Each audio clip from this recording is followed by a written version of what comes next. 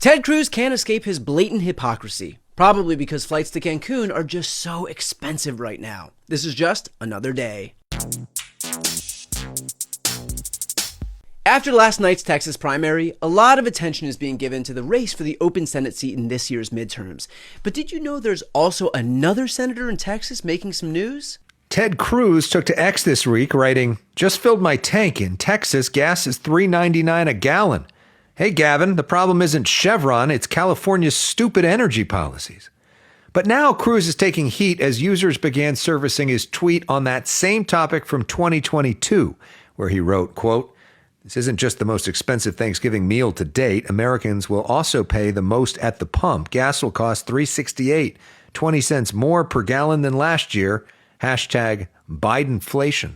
Now, maybe I'm wrong, but by my calculations, 3.68 is actually less than 3.99. You know, in the same way that a sitting senator flying to Mexico while his constituents deal with life-threatening power outages makes them less of a human. But maybe that was merely a counting error on behalf of Mr. Cruz, as in he was counting on the internet, not noticing his hypocrisy, which famously always works out. But now that we're on the topic of Ted Cruz and gas prices, it's worth taking a long look at what he's had to say on the matter. Over the past 15 months, we've seen inflation grow higher than at any time in the last 40 years.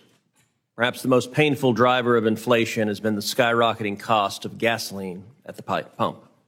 Whoa! This is a startling repudiation of the current president and his administration.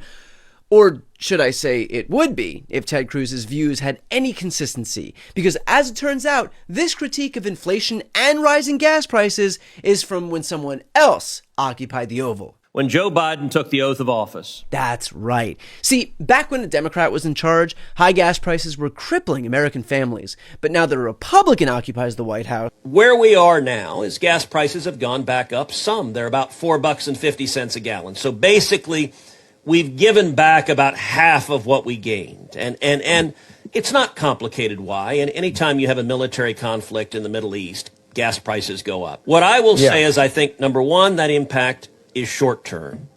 Number two, if and when we reach a good resolution in the Middle East with Iran, I think we will see the long-term trend of gas prices go down and go down significantly. Wow. What a measured response. And from Ted Cruz, no less. A man not always known for his measured responses.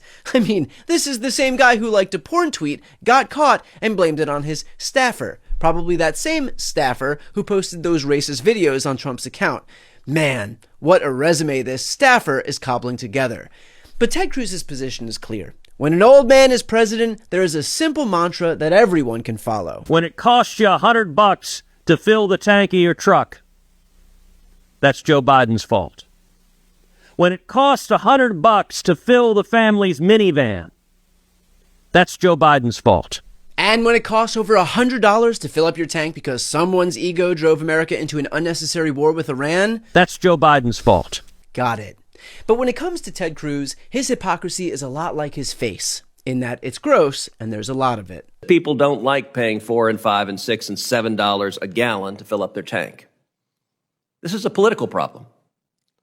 And for them, political problems require a political solution. Just like with inflation for this administration, where they've had 5 separate explanations in 15 months. At first, it didn't exist. The White House told us there is no inflation.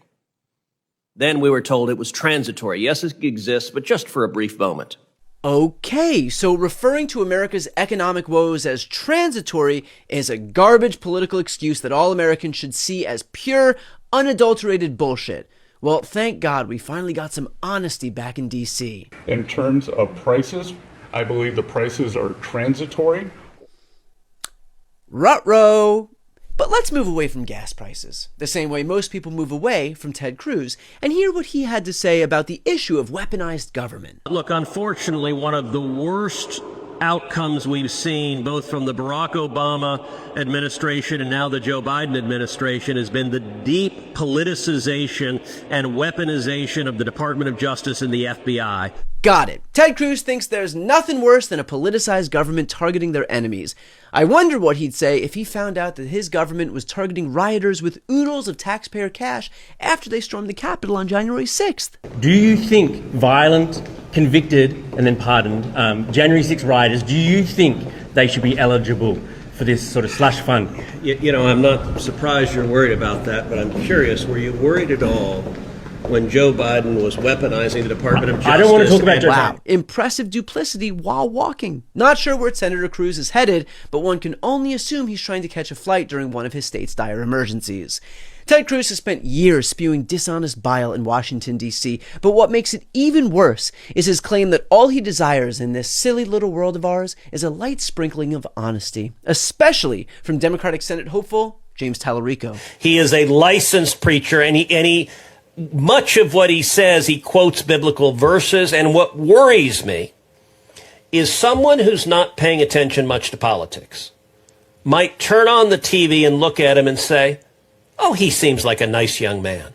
And for me, I would rather my wolves come in wolves' clothing. I'd rather they be out in the open and let you know exactly who they are. I couldn't agree more. So let's talk about who Ted Cruz really is. He's a politician, a husband, but more importantly, he's a man with 2 daughters who, like the rest of us, has watched Donald Trump use the full force of the government to run cover for a pedophile's co-conspirators over the last year and a half. And yet, Mr. President, I think objectively on the merits, the case can be made that there has never been a president who's had a greater positive impact on the children of America than you have. damn straight. It's just a shame Jared from Subway didn't score the VP spot, or we could have really seen an impact on America's children. But Ted Cruz is also a man without a spine. During the 2016 campaign, Donald Trump not only trashed him, he famously posted insulting memes about Ted Cruz's wife, which, in Texas speak, was fighting words. Donald is a bully. The man is utterly amoral. This man is a pathological liar. A narcissist at a level I don't think this country's ever seen. But you mess with my wife, you mess with my kids, that'll do it every time. Donald, you're a sniveling coward, and leave Heidi the hell alone. And what does Ted Cruz say today about the most amoral narcissist coward our nation has ever witnessed? If you want an object lesson on what a strong commander-in-chief looks like, take a look at the current resident of the Oval Office, President Donald J. Trump. Wow. I haven't seen someone change direction that fast since Lauren Boebert's hand got tired. The reality is, Ted Cruz is a man without morals, because if he had any, he would condemn Donald Trump's disastrous policies with the exact same language he used years ago to condemn Democrats. He's willing to make the American people suffer because of his political agenda. This is wrong. It's cynical. It's abusive. It's cruel. It's hurting the most vulnerable in our country. And it's all deliberate. Has there ever been a more applicable soundbite to this administration? The only thing that could have made that better is if he chastised the president for falling asleep in meetings. Ted Cruz is just another duplicitous Republican who doesn't care if Americans can't afford to fill up their tanks with gas, or put food on their kitchen tables, or pay their bills for their health care, because to him, That's Joe Biden's fault. got it.